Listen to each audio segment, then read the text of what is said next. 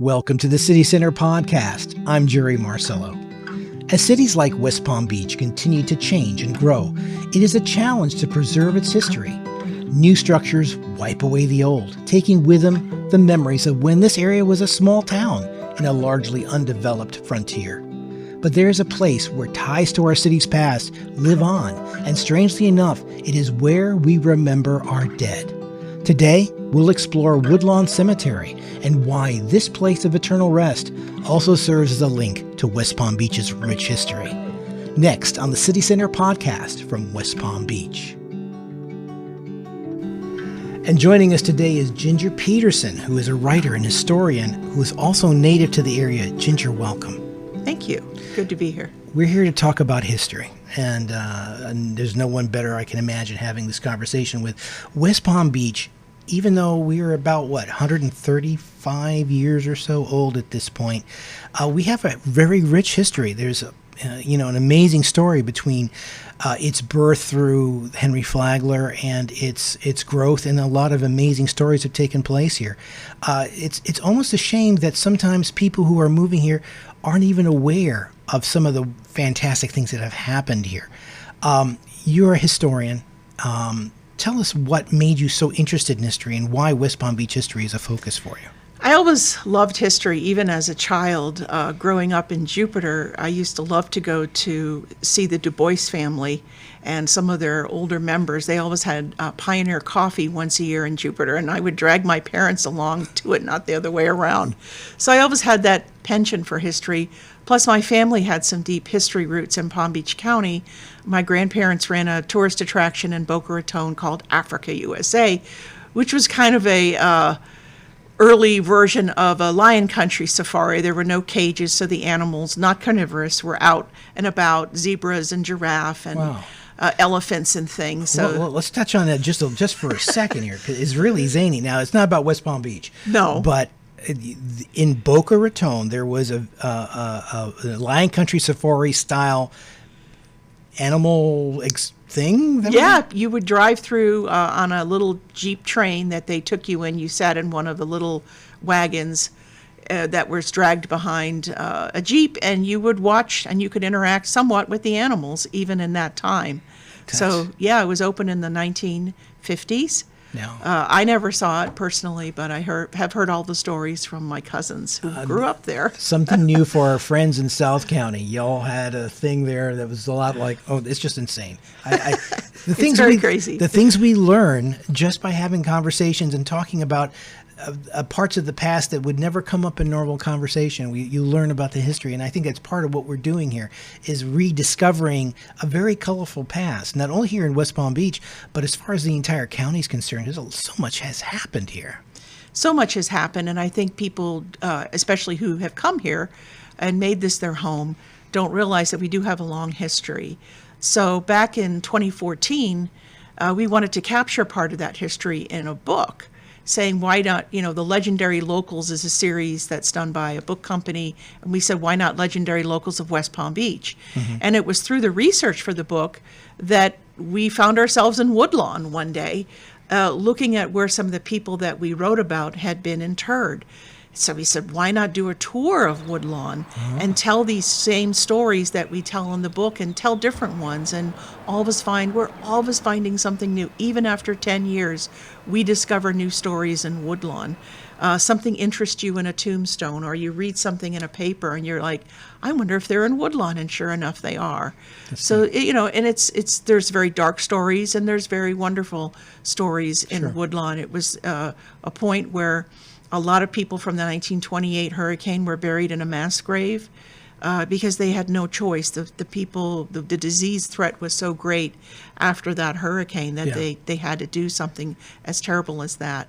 So it's really quite amazing. Well, we're going to talk a lot more about Woodlawn and the cemetery, but I know you were kind enough to bring along, the copy of the book that has you as one of the co-authors. Yeah, so I've written quite a few books with Janet DeVries Naughton, and we do a lot of our research together, and we've done other writing. So It's always good to have someone to bounce ideas off of when you're writing and thinking of these things. So. That's really great. I'm flipping through it for the first time, and it is packed with images, packed with tidbits. It is a treasure trove of information about local heroes.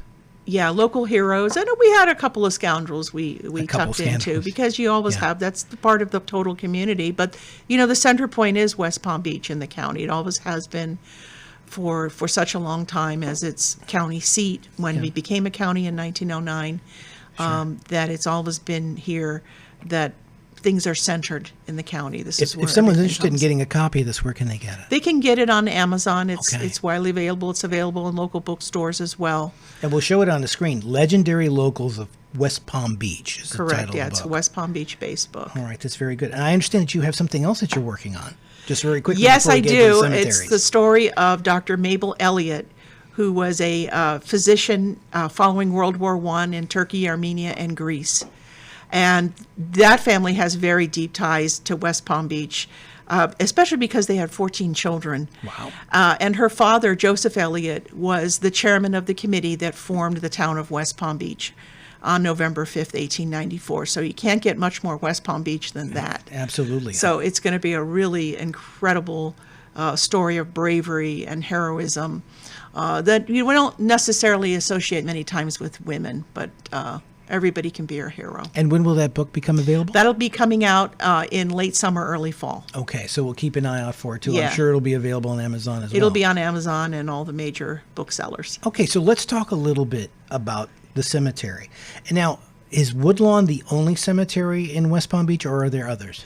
There are others. There's Hillcrest Cemetery up on Parker. That's a privately owned cemetery. Okay.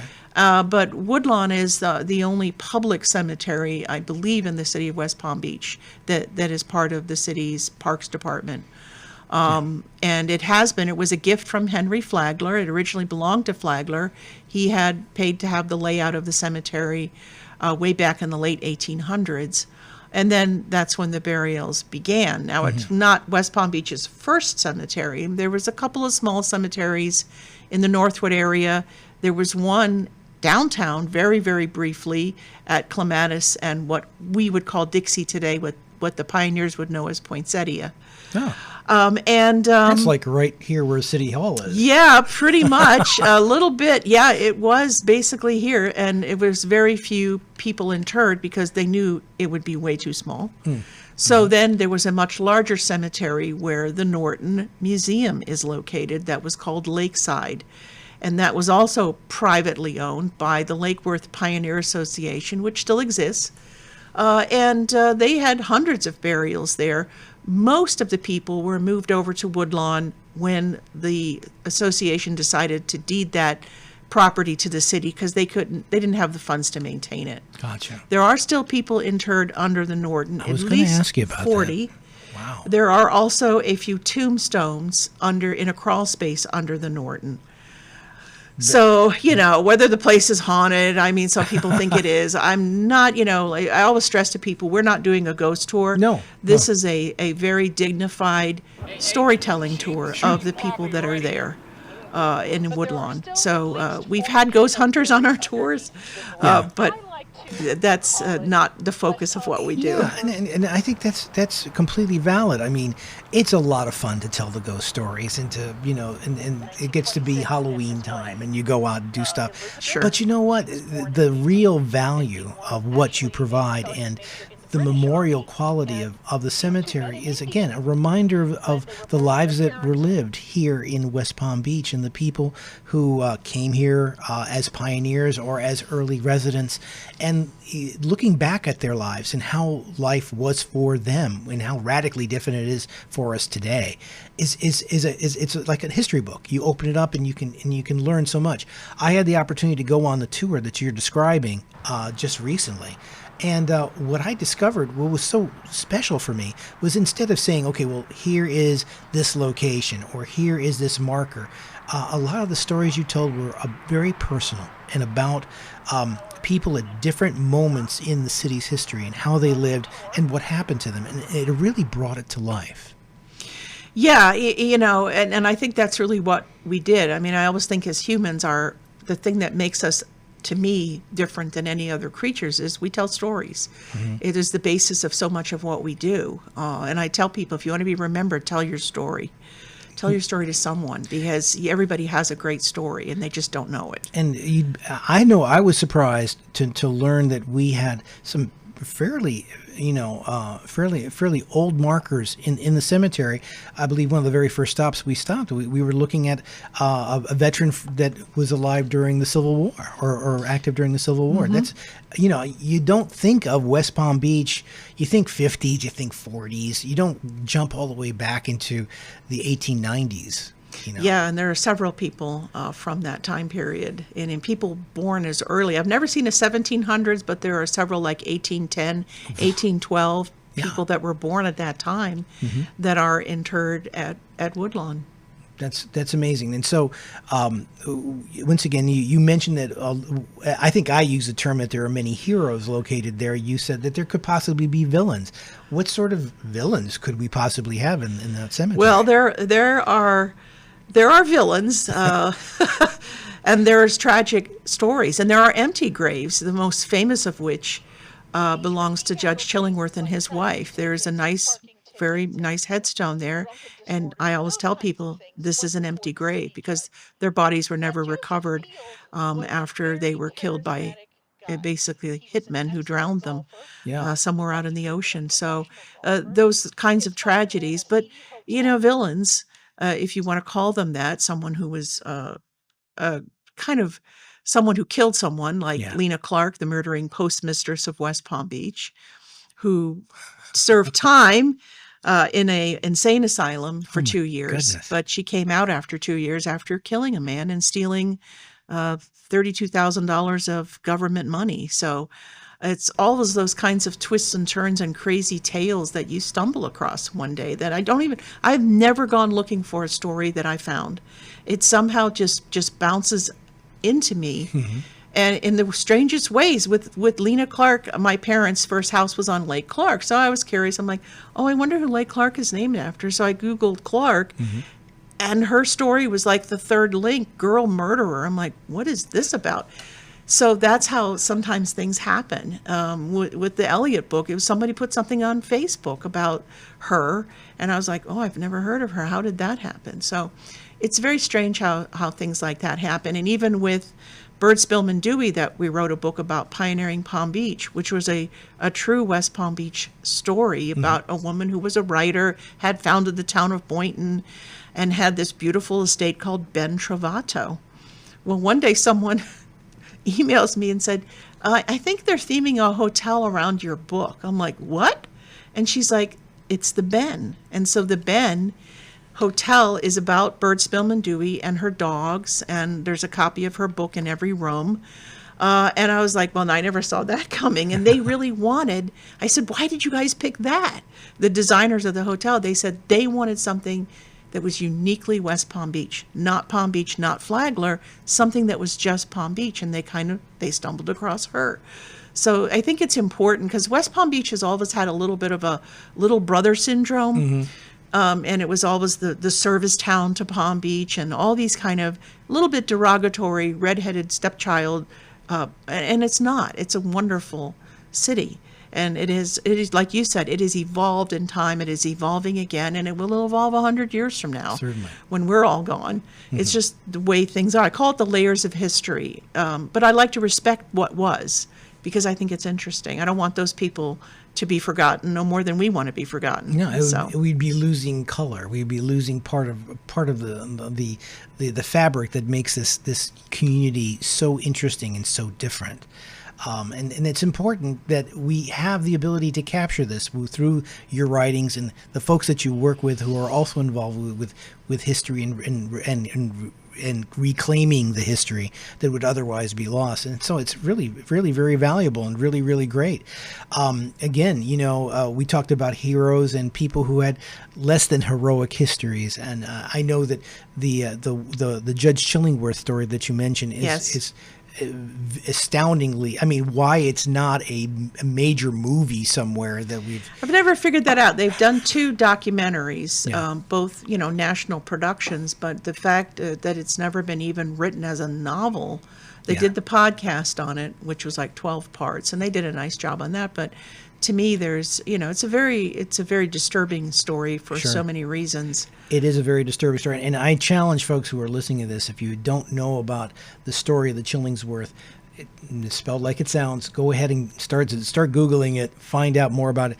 It is absolutely breathtaking, the story that happened here in the 50s that took place. Yeah, it's very disturbing. is. And they did an incredible job of what they had in the podcast of finding the original tapes that they did and really giving some of the details of the story. There you are. Very striking. Another part, even though it's a very dark part of West Palm Beach history, it is an amazing bit of color, and it's a stunning story to get a hold of.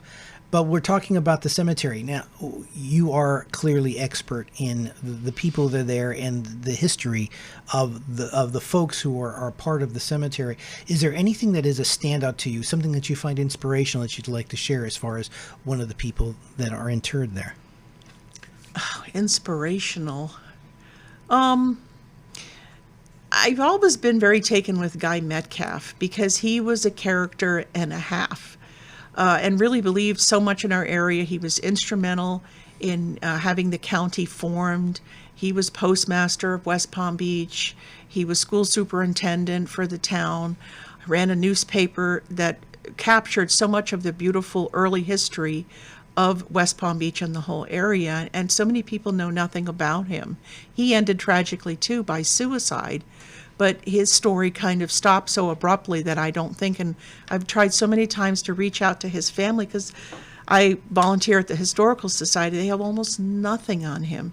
Literally one photograph and then one photograph taken from the newspaper. That's it. Wow. And so, he was such a colorful character.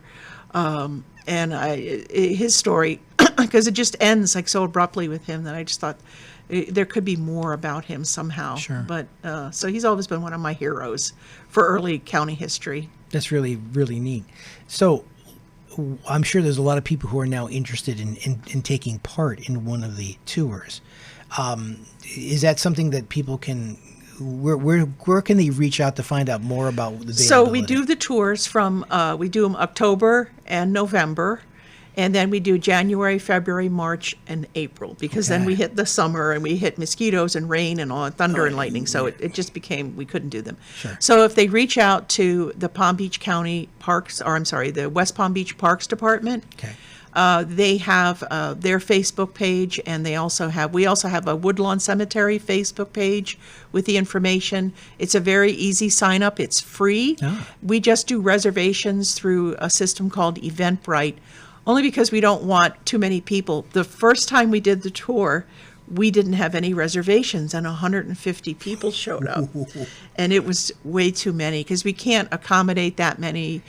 It's too hard to move a group. We usually have between 40 and 60. That's a good number. Mm-hmm.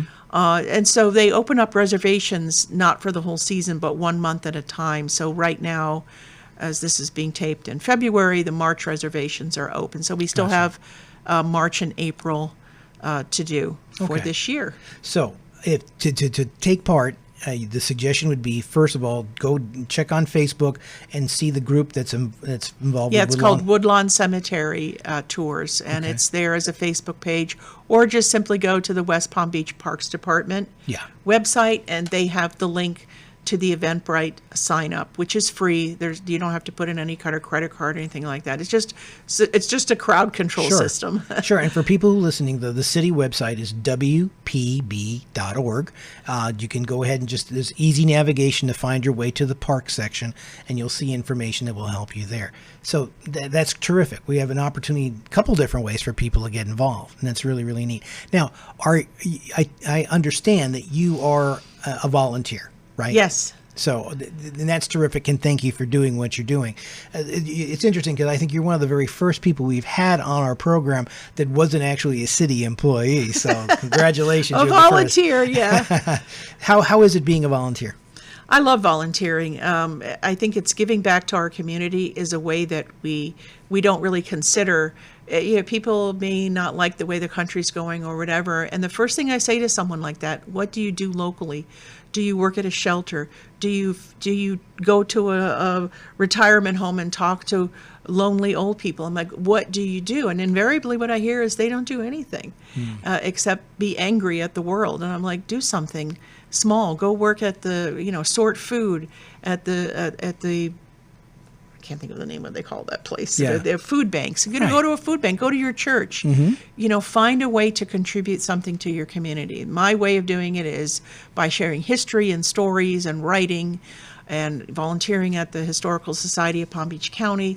Those are ways that I try to give back to, and also what I like to do. I mean, you're not going to volunteer in something that you don't like to do typically. Well, we've done cleanings in Woodlawn, which are there. I think there's one coming up where they supply the chemicals and things to wash the headstones. And we usually get help from Palm Beach Atlantic University. FP&L has come out and their employees.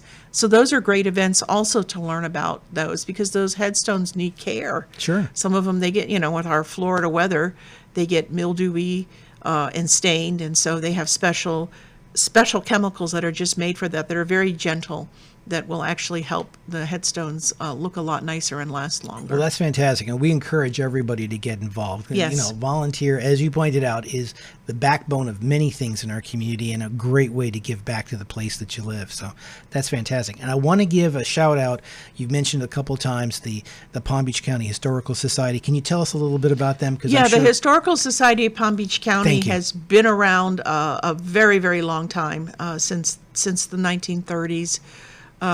Judge James Knott was one of the key players in getting it started, and right now they're located in the 1916 courthouse. That's where they have their archives, what I call the secret chamber of magic, where all of the wonderful documents and photographs are stored. They also have a facility off-site where they store a lot of the larger artifacts, and it's an incredible collection.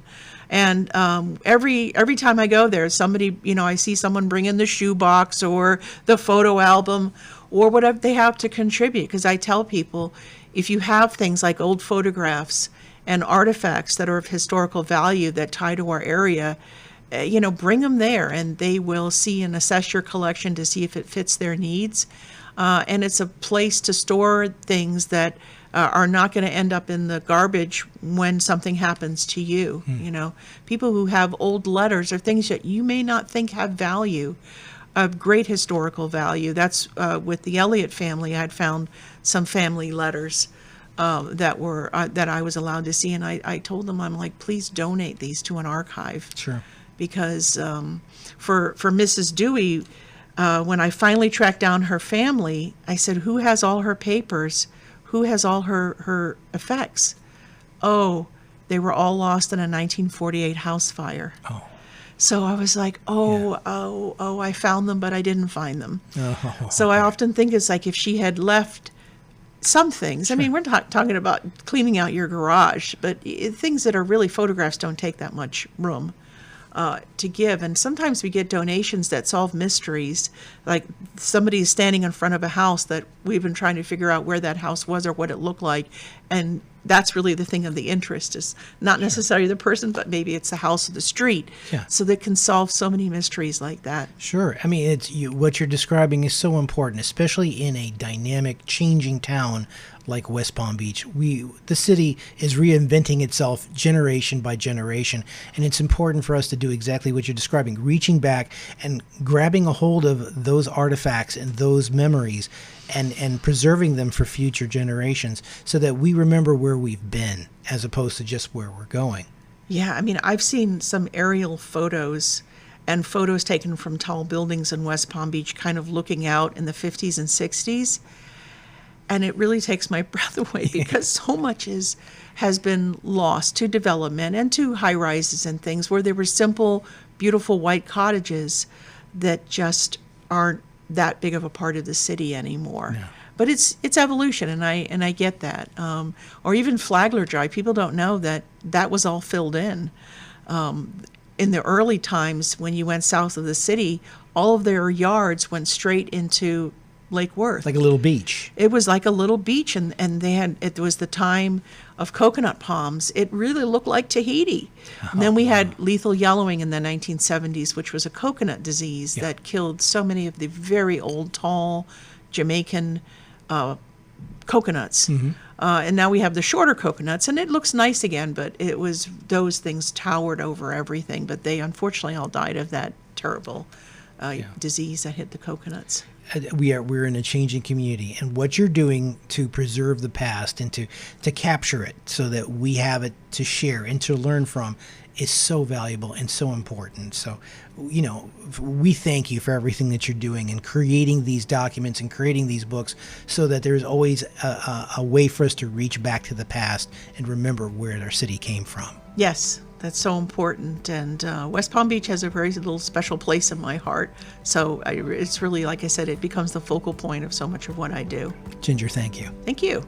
And thank you for joining us. Remember, programs like the Woodlawn Cemetery Tour can only happen with the help of volunteers. There are many opportunities for volunteers to get involved in city programs. You can learn more by visiting the city's website at WPB.org or call 561-804-4906. The City Center Podcast is a production of the City of West Palm Beach Department of Communications. I'm Jerry Marcello. We'll see you soon.